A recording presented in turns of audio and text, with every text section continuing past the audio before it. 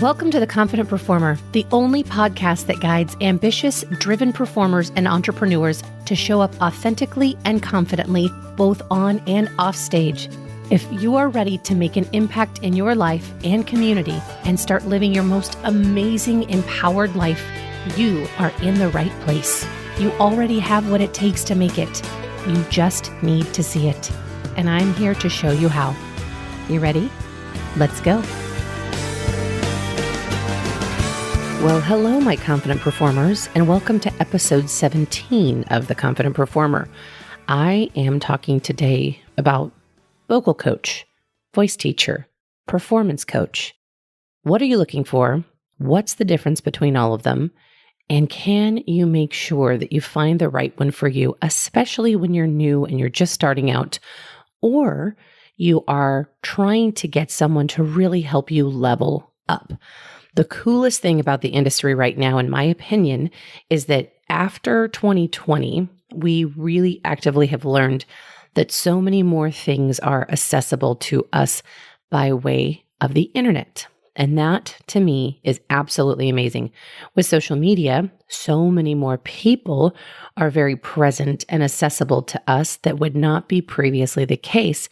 If you don't live near LA, if you don't live near New York, if you don't live in London, if you don't live in Boston, that finding those kind of top tier coaches, and mind you, top tier coaches live all over the country.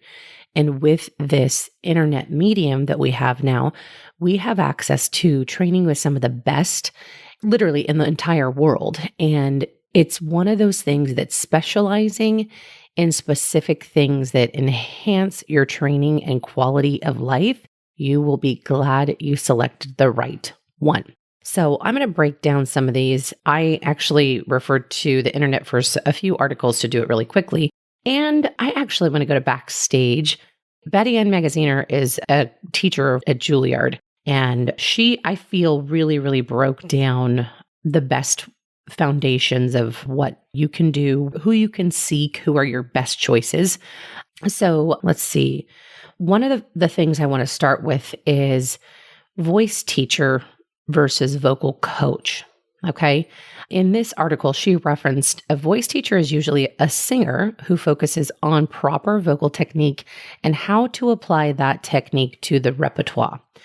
Now, when you are a singer and you think to yourself, oh, hey, I can just start coaching people. If you have a great understanding of your instrument and you can actively manipulate and you can hear where you resonate, where you phonate, you can coach and guide through and assist people through their vocal instrument, I think that is a really cool, fun way to begin to monetize something that you didn't even necessarily think about until you realize, wow, I really love the aspect of knowing the voice and sharing that information and passing that on to others.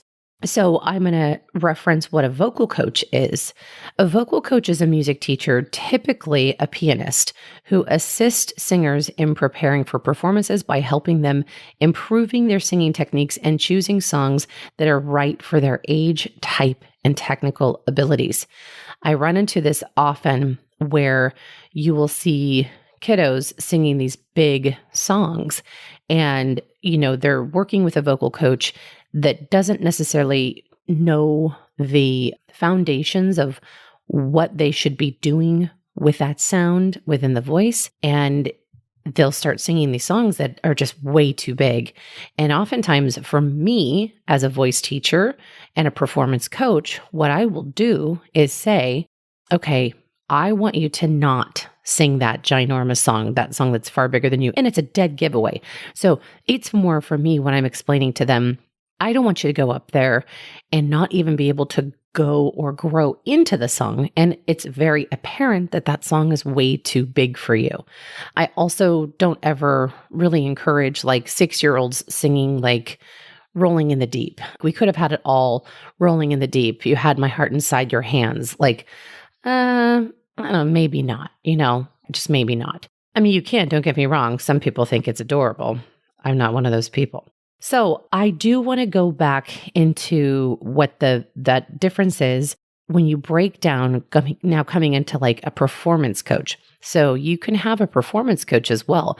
One of the reasons I ended up changing and kind of reformulating how I actually was coaching and how I was teaching and what I began to do in my career versus where I am now is that evolution of what mindset is in the game when we are performing at a high level in the industry or aspiring to perform at a high level in the industry. And when you break that down, mindset is probably, in my opinion, the most important if you are going to do this long-term and professionally. One, for the athleticism of it that I referenced last week, but two, for the many things that you actively endure and all of the noise that sometimes is far greater than you expect to deal with. Now, when hiring a performance coach, it is imperative that majority of the time you find someone that is designated for that career path or trajectory. And a lot of times it's people who are in the industry.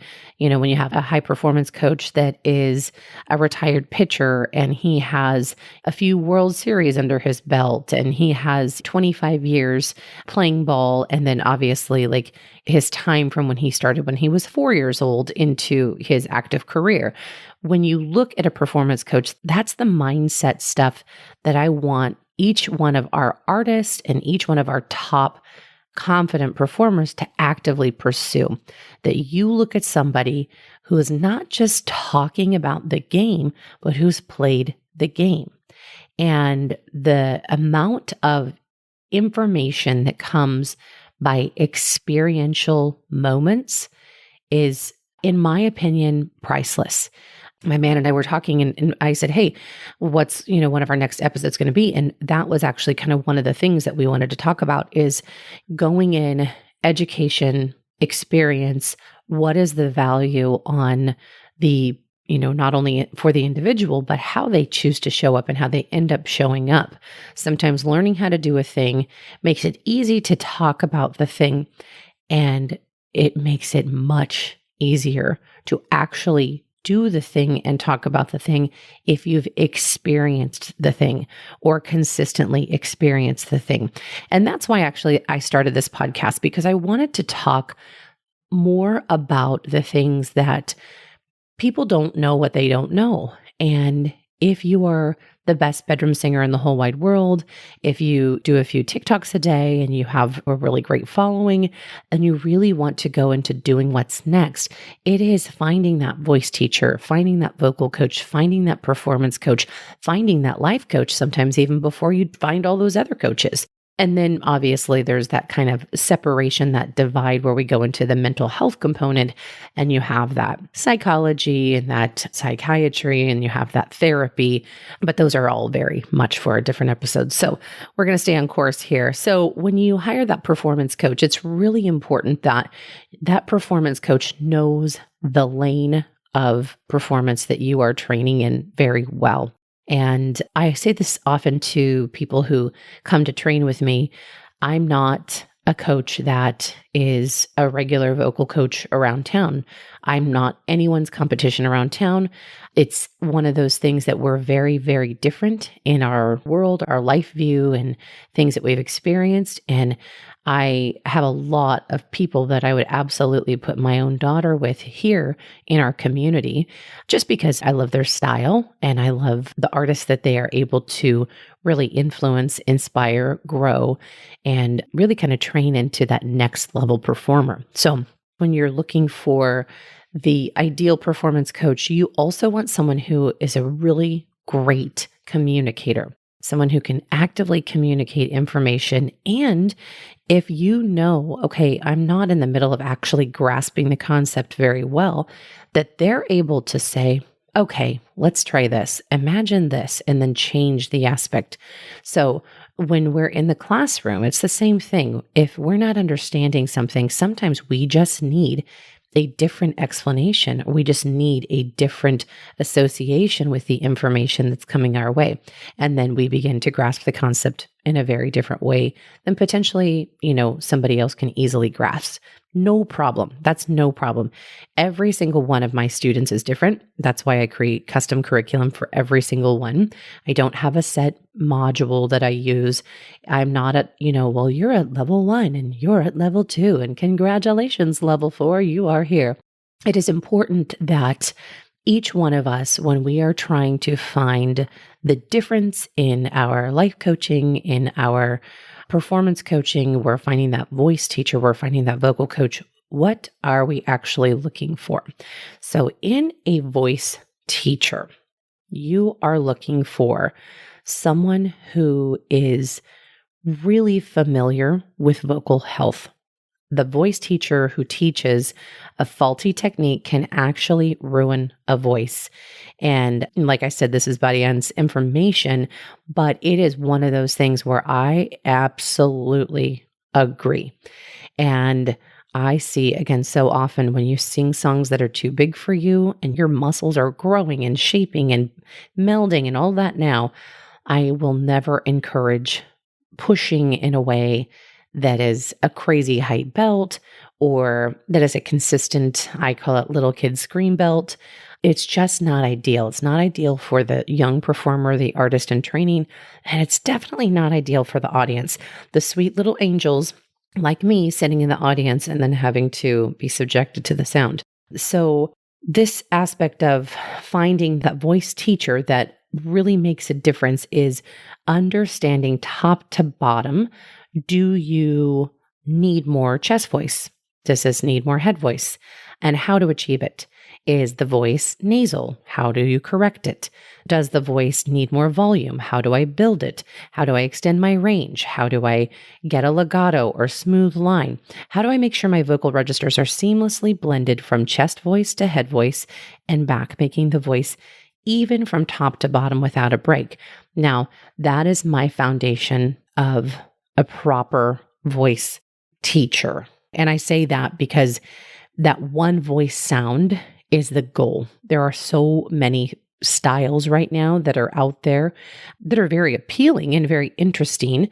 Some people on American Idol right now are really interesting singers, but that longevity in your actual instrument, that focus has to be first and foremost on the vocal health, so that you can maintain that consistency and great capacity or capacity for greatness for the long term. Now, when we go into this vocal coach mode, the vocal coach, one of my favorites in the industry is Carol Tingle, and she helped me kind of rehab after my injury, and she was awesome gal. I also love now, and he's doing this more, I think even commercially, kind of marketing a bit more commercially, as Michael Orland. He was on Idol with us, and he's just such a funny person and so dynamic and fun and engaging and also really just inspiring and encouraging pretty much all the time. And that's always fun to be around. God rest her soul. We just had Deborah Bird, who was also on Idol with us, and she just recently passed away. So she was a wonderful coach as well. She incredibly talented, always so vibrant. Her bright, big, beautiful eyes would always kind of give you that inspired look. And if you were doing it, her eyes would just brighten up, her face would brighten up. And it was always really fun training with her as well. So those are in that area of top 3 that for me, for vocal coaches, I look at those as some of my top 3 that I've worked with. And also a guy I worked with at a few shows, Phil Edwards, also amazing. And he was a musical director on Joseph that I worked on, and just a really super cool, awesome, warming, amazing presence as well.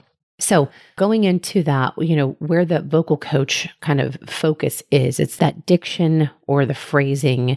Oftentimes they help you create these perfect cuts for your auditions. So if you have a 16 bar, you have a 32 bar cut, you have, when people are doing pageants and stuff and they have that 90-second cut, the vocal coach, a proper vocal coach, will really help you do those cuts. As a voice teacher and as a performance coach, I have helped students do that. And again, like I said, that information becomes sometimes, blurred lines when we're able to do the thing, but I don't like doing the thing all the time. So, for example, when my studio was larger and I had multiple coaches training with me, I would actually utilize someone to come in and teach a lot of the things that I don't like teaching and I don't like to focus on. So I'd have someone come in and teach theory because they taught it better than I did.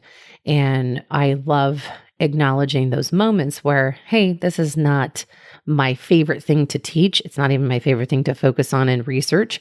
And so I don't. And so learning the foundations is one thing, but then having somebody that's truly passionate about it is another thing. And that is who I would have come to my studio and train my artist as well. So they would get the skill set, but from somebody who truly passionately loved teaching that skill set. So as she explains in this article as well, there are areas that overlap in terms of the voice teacher, vocal coach.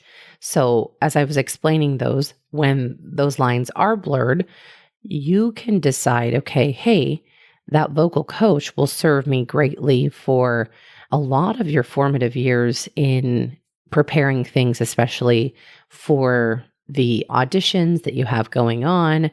And I really think foundationally, my preference and recommendation is to start first and foremost with a voice teacher who knows how to help you create sound, who knows how to focus on proper techniques so that you do not ruin your voice before you even have the opportunity to have a career.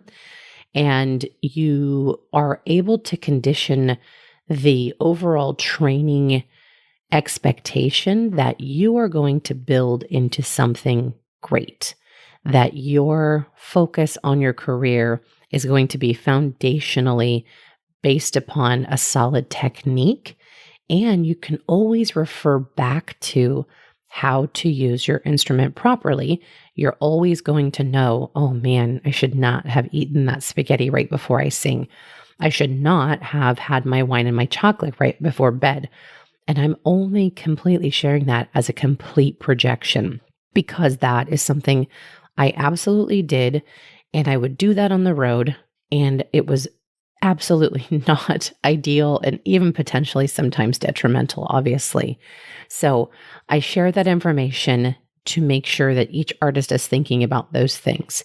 If I recommend anything first, I'm going to recommend that you have your mind right first and foremost. You are going to be far better off with how you feel in life, how you feel as the aspect of going into this career. So many people get lost in comparison. And I see it in artists all the time. I can see even some incredible artists I have in mind. I won't say their names, but they're incredible. They are so insecure as an artist because they have no idea what a detriment comparing themselves to others in their growth process has actually been for them. And even as a coach with my young ones, I never advocate for comparison externally. It is that acknowledgement of what is around you, acknowledgement of those that are in your type, in your same age, those same people who will be at your auditions, those same people will be going for the same roles that you want. Acknowledge their existence, acknowledge their strengths, be kind to them, celebrate them, but focus on yourself. Focus on you building yourself. And that is the most important information I can explain or tell you when you are getting any kind of coach. If you want a vocal coach, if you want a voice teacher, if you want a performance coach, if you want a life coach, if you need a therapist, I explain always very early on, there are certain people I cannot train, those who are not coachable and those who need therapy before they need coaching. So keep aware of your growth. Be aware of your space. There's no shame to wherever you are in the game. So just honor yourself, honor your journey, and find the coach that's right for you. I promise you, if you Google voice teacher, voice coach, performance coach, you will get some of the best names out there in the industry. I referenced a few today.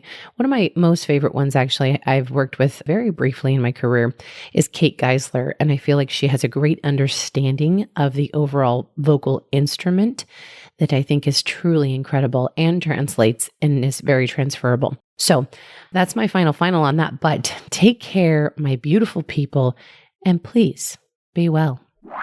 If you enjoyed today's show and don't want to worry about missing an episode, you can follow the show wherever you listen to your podcast. And if you haven't already, I would really appreciate if you could share the podcast with others who you think would benefit from it.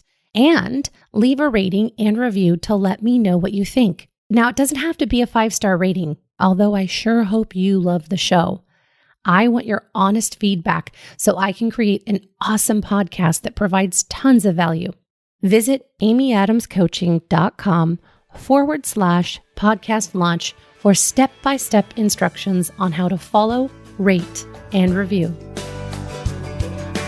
Thank you for listening to today's episode of The Confident Performer. If you want to learn more about living your truth and showing up as your most authentic, beautiful self, visit www.amyadamscoaching.com.